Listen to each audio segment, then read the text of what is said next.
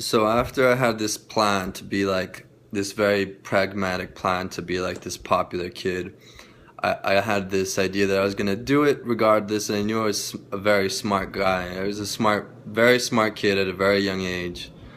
Um, Even despite the negative influences that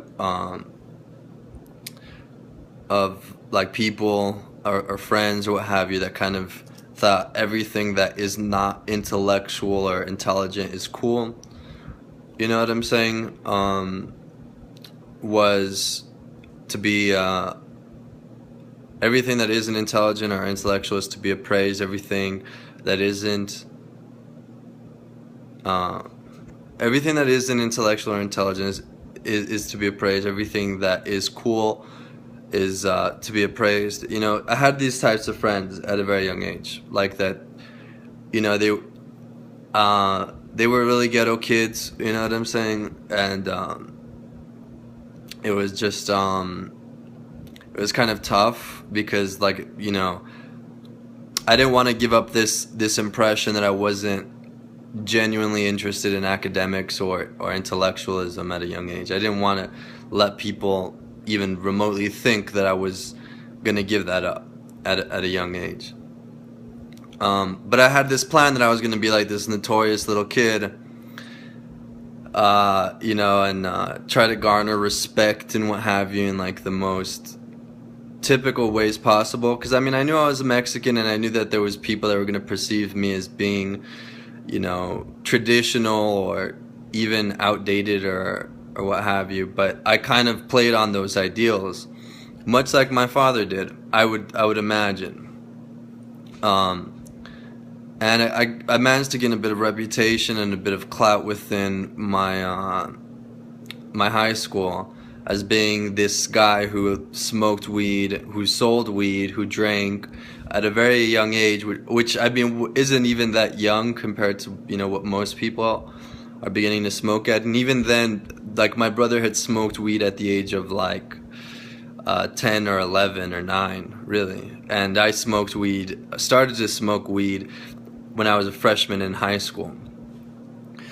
And I decided to sell weed to people in high school and kind of gained, a certain reputation as being people's reliable drug dealer and what have you.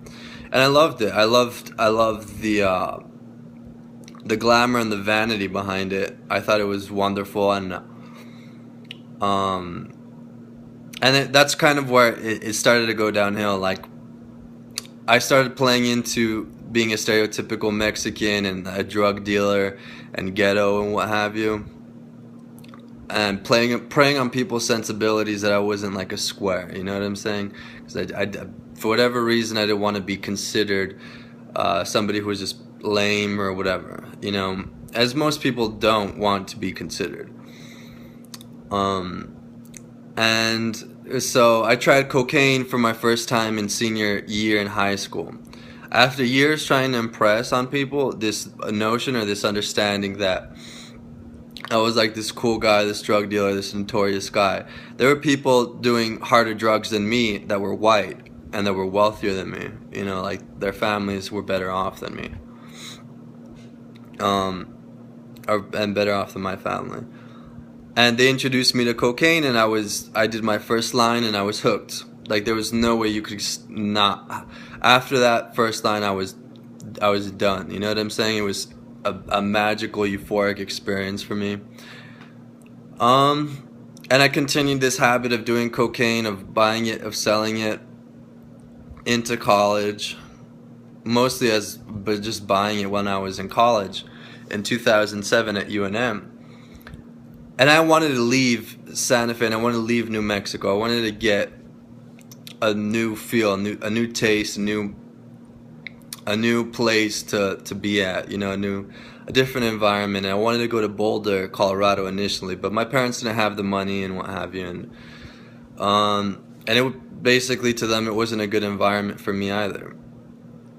And so I was around the same crowd in high school, and it was one of the most digressive experiences of my life, of being around the same cliquish,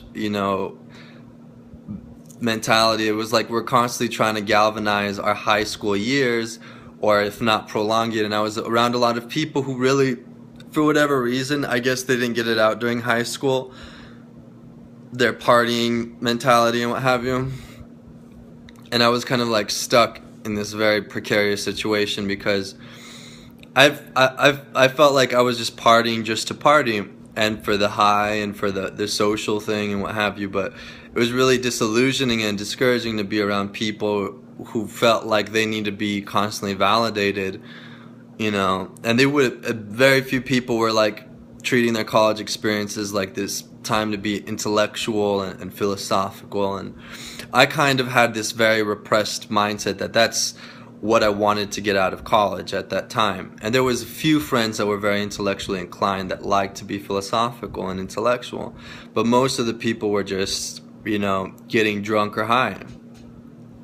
And it was tough, because I still felt like I was pandering to people's sensibilities, that I was kind of like this, you know, ghetto Mexican kid that was, you know, sold drugs in high school and what have you, and was willing to, you know, get high and do anything that was, you know, crazy. And I was getting really depressed because I was also seeing a guy. I had a friend in high school who I had a crush on, who was a guy. And he was off in Oregon, and I was stuck in Albuquerque, and it was just awful. Like, I had like this really deep emotional attachment to him and everything. And I kind of didn't want to give that up, and I was like depressed, and I didn't really understood who I was. I was like tiptoeing this notion of being kind of like a whitewashed Mexican guy that was pandering to all these white people's sensibilities and still being kind of ghetto and shit. And it was terrible because I didn't like that. I felt like I was tokenizing myself for other people's pleasures. And you know, I got my first DWI when I was like 18. It was like my second semester, I think, or my second year in UNM in 2008, where I got my first DWI, and it was an aggravated DWI. So I basically was drinking and driving, did an illegal U-turn, and I knew right then and there, like I was having an existential crisis, because I was like, who the fuck am I? Why am I even kicking it with these people? They don't care about me. They're not loyal. They don't really care. And like, I knew for sure, like, if I was gonna get popped of all other nights, you know what I'm saying? And I was a very savvy drug dealing alcoholic who'd like to drink and drive. And I never had this fear that I was gonna get popped, like, right there. But I did an illegal U-turn, and I knew that was it. And so the sirens went on and what have you, and I decided to, you know, press the gas and just try to outrun them. So I basically went on like a 15-minute car chase with like 4 cops behind me, you know. And I just finally, like, I knew I could have outrun them in a crazy way. I could have, like, I had this feeling, and I just said, you know what, I'm just gonna try to not do that. And I just like stopped at a corner, got out of my car, tackled by the police. You know, they put me in handcuffs. They thought I stole my own car. I'm pretty sure I remember hearing one of the cops call me a beaner. You know, it could have been my own delusion, but I'm pretty sure I remember that. I was also drunk, who knows. But, you know, I was, you know, tackled, harassed, and what have you, and, you know, it was just a terrible thing. And I was like, that was the first time I got this explicit feeling that I was like, no matter what my attempts were of trying to convince others that I was like a sensible Mexican, or like a smart, intelligent Mexican, that I was lesser than that. You know what I'm saying? Not just because of the law trying, you know, to basically treat me as an immoral human being, which at that time arguably I was, and I was in, you know, I had a lot of internal psychological conflicts that went unresolved for years, you know, with family and friends and what have you, that I didn't really care, you know what I'm saying? So I went to jail. So I went to jail for the first time at like the age of 18, and my dad kind of came and bailed me out, and he was like, he kind of treated it like it's okay. You know what I'm saying? I've been there. You know what I'm saying? You know, it happens to the best of us type mentality.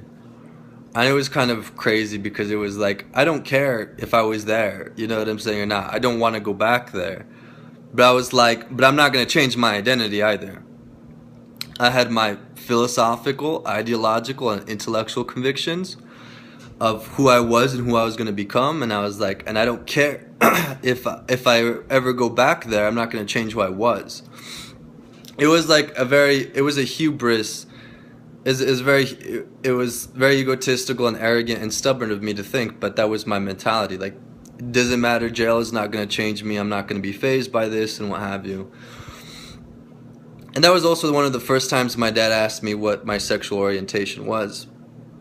Literally out of jail, one of the first questions he asked was, are you bisexual? You know, and I knew too that, once again, my intuition there was kind of you know, clicking that I was like he was gonna ask me that, you know what I'm saying? Because, you know, there's connotations when you go to jail.